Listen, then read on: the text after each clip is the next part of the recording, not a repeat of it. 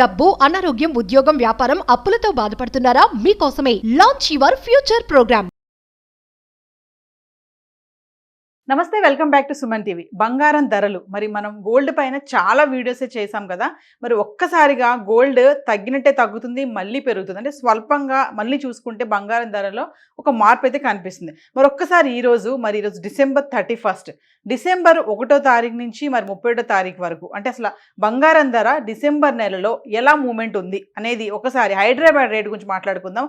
1 gram బంగారం ధర 24 క్యారెట్లు 22 క్యారెట్ల ధర ఎలా ఉంది, ఎంత ఫ్లక్చువేషన్స్ ఉన్నాయి, రైజింగ్ ఉందా లేదా లోలో ఉందా అనేది ఒకసారి మాట్లాడదాం. దీనిపైన మంచి సమాచారం అందించడానికి మనకి అందుబాటులో ఉన్నారు అనలిస్ట్ మందరి కృష్ణారెడ్డి గారు.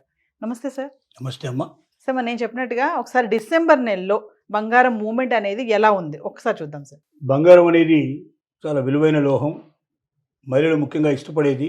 భారతదేశంలో చాలా పెద్ద మొత్తంలో బంగారం ఉన్నట్టుగా తెలుసుకుంటున్నారు.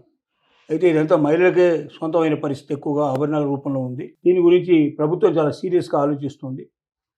దీంట్లో మహిళలు లబ్ధి చెందేట్టుగా, ప్రభుత్వం కూడా లబ్ధి చెందేట్టుగా ఏం చేయాలనే ఆలోచన ప్రభుత్వం చుట్టూ తిరుగుతోంది. చాలామంది మేధావులు దీని గురించి ఆలోచిస్తున్నారు. తొందరలోనే ఏదో ఒక నిర్ణయం తీసుకునే అవకాశం ఉంది. ఈ లోపుగా డిసెంబర్ 1 నుంచి డిసెంబర్ 31 తీసుకుంటే బంగారం ధర హైదరాబాద్లో 1 గ్రాముది 22 క్యారెట్స్ ఎంత, 24 క్యారెట్స్ ఎంత, ఆ రేట్లు మనం చర్చించుకుందాం. ఒక్క నెల రూపాయలు జరిగిన మార్పు మీకు కొంత అవగాహన కలుగుతుంది. తద్వారా గోల్డ్ కొనాలా అక్కర్లేదనే ఒక ఆలోచన కూడా మీకు కలుగుతుంది. ఉదాహరణకి డిసెంబర్ 1 నాడు చూస్తే 22 క్యారెట్స్ బంగారం 11,940 రూపాయలు ఉంది. అదే 24 క్యారెట్స్ బంగారం 13,048 రూపాయలు ఉంది. డిసెంబర్ 31 నాడు చూస్తే 22 క్యారెట్స్ బంగారం 12,395 రూపాయలు ఉంది. అలాగే 24 క్యారెట్స్ చూస్తే 13,520 రూపాయలు ఉంది. ఇది హైదరాబాద్లో రేటు.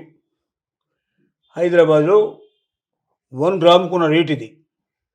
ఇది మనం చూస్తే highest rate in December. December చూస్తే 13,055 రూపాయలకి వెళ్ళింది. డిసెంబర్లో 13,055 అనేది హైయెస్ట్ 22 క్యారెట్స్కి. 24 క్యారెట్స్కి అయితే 14,200 రూపాయలు డిసెంబర్లో ఉంది. అంటే లోయెస్ట్ చూసుకుంటే 22 క్యారెట్స్కి ఏమో 11,865 రూపాయలు ఉంది. అలాగే 12,944 రూపాయలు డిసెంబర్ 9 నాడు బాగా తక్కువ రేట్లో ఉంది. ఓవరాల్గా పర్ఫార్మెన్స్ చూసుకుంటే అంటే హైయెస్ట్ రేట్ వచ్చేసి 13,000 ఉంది సార్. 22 క్యారెట్లు, 24 క్యారెట్లు వచ్చేసి 14,000. సో ఒక లోయెస్ట్ రేట్ వచ్చేసి 11,000, 12,000. మరి ఓవరాల్ పర్ఫార్మెన్స్ ఓకే రేంజింగ్లో ఉంది. మొత్తం మీద పర్సెంటేజ్ చూసుకుంటే ఎంత పర్సెంటేజ్ పెరిగి ఉంటుందంటే 3.64% ఇంక్రీజ్ అయ్యింది. అంటే డిసెంబర్ 1 నాడు ఉన్న రేటుకి డిసెంబర్ 31 నాటికి ఇంక్రీజ్ ఎంత అంటే 3.64%, 3.63%. 24 క్యారెట్స్లో ఉంది, 20 క్యారెట్స్లో 3.64% ఉంది. సో ఇది ఓవరాల్గా మనకి ఏం చెప్తుందంటే రేంజింగ్లో ఉన్నట్టు చెప్తుంది. ఎంత ప్రాంతం ముఖ్యంగా 3.3 పైన ఉండేటువంటి రేంజింగ్ ఉంది. అంటే ఇది కొద్ది శాతంలానే గడవచ్చు, కానీ 10 గ్రాములు తీసుకున్నప్పుడు ఎక్కువగా దీని మీద ప్రభావం ఉంటుంది. ఇది దృష్టిలో పెట్టుకొని భవిష్యత్తులో బంగారం కొనేటువంటి ఎవరైతే ఉన్నారో ఈ రేంజింగ్ సరిపోతుందా, వాళ్ళు అనుకున్నటువంటి ఇంట్రెస్ట్ దీని మీద వస్తుందా, ఇవన్నీ ఆలోచించుకొని చూడాలి. భవిష్యత్తులో కూడా బంగారం ఏంటి దూసుకుపోతాయా, తగ్గిపోతుందా అని ఒక పెద్ద సందేహం. తగ్గడానికి ఎక్కువగా పాసిబిలిటీ ఉన్నాయి. ఎందుకంటే యుద్ధాలు గురించి మనం ఆలోచించాలి. యుద్ధ మేఘాలు ఇంతకుముందు బాగా కమ్ముకున్నాయి. మరి ఇప్పుడు ఆ యుద్ధ వేగాలు తగ్గిపోయే పరిస్థితి కనపడుతుంది. యుద్ధాలు కూడా ఆగిపోతే, పూర్తిగా శాంతి కలిగితే అప్పుడు బంగారం బెంగి తగ్గే అవకాశాలు ఉన్నాయి, లేకపోతే పెరిగే అవకాశాలు ఉన్నాయి. కాబట్టి పరిస్థితులు ఎట్లా ఉంటాయో మనం చెప్పలేం.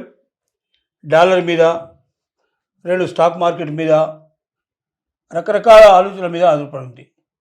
ఏది ఏమైనప్పటికీ వెండి మాత్రం బాగా పెరిగే అవకాశం ఉంది భవిష్యత్తు లోపల. కారణం ఏంటంటే వెండిని ఒక ఆభరణాలనే కాకుండా ఎలక్ట్రిక్ వెహికల్స్ మీద, అలాగే మరి దాన్ని రకరకాలుగా ఉపయోగిస్తున్నారు. ఇలా ఎక్కువ వాటిని ఉపయోగించడం వల్ల దాని యొక్క డిమాండ్ బాగా పెరిగింది. ఈ డిమాండ్ వల్ల భవిష్యత్తులో కూడా వెండి బాగా పెరిగే అవకాశం ఉందని చెప్పొచ్చు. బంగారం సంగతి మాత్రం స్పష్టంగా మనం చెప్పలేం. ఇంకొంచెం వేచి ఉంటే కానీ మనకు పూర్తిగా అవగాహన కలుగుతుంది. అంటే సార్ 2025 డిసెంబర్లో మాత్రం ఓవరాల్గా పెర్ఫార్మెన్స్ చూస్తే రైజింగ్లోనే ఉంది. మరి ఇంకొక రోజులో మనం న్యూ ఇయర్లోకి వెళ్ళిపోతున్నాం 2026కి. అంటే అక్కడ కూడా మళ్ళీ ఫ్లక్చువేట్ అయ్యే ఛాన్సెస్ ఉన్నాయి అనుకోవచ్చు అంటారా? ఇది మొత్తం ప్రపంచ పరిస్థితులను బట్టి ఆధారపడింది. ఎవ్వరు కూడా లోకల్ పరిస్థితుల గురించి మనం చెప్పలేం. కాబట్టి తగ్గుతుందా పెరుగుతుందా అని వెండి మాత్రం పెరిగే అవకాశాలు ఎట్టి పరిస్థితుల్లో ఉన్నాయి. బంగారం మాత్రం కొంచెం ఆగి వేచి చూస్తే మంచిది. అంటే దాన్ని బట్టి నేను యుద్ధం ఎంచుకోను. కారణంగానే మనకి తగ్గే ఛాన్స్ అంటున్నారు కదా సార్. అంటే యుద్ధానికి బంగారానికి ఏం సార్ సంబంధం ఏంటి అంటే? ఏమిటి అంటే ఇప్పుడు యుద్ధాలు ఉండటం వల్ల అందరూ భయపడి ఏం చేస్తారంటే బంగారాన్ని దాచుకోవడానికి ప్రయత్నం చేయడం, డాలర్ రేటు పడిపోవడంలో కూడా ఇంకా అవకాశాలు ఉన్నాయి. తర్వాత యుద్ధం ఎప్పుడు పెరుగుతుందో, యుద్ధం పెరిగితే బంగారం లాంటివి దొరకవు కాబట్టి ముందుగానే కొనుక్కొని పెట్టుకోవాలని చాలామంది ప్రయత్నం చేస్తారు. కానీ యుద్ధం తగ్గిపోతే ఆ భయాలు ఉండవు, ఆటోమేటిక్గా బంగారం రేటు తగ్గిపోయే అవకాశాలు ఉన్నాయి. Thank you sir.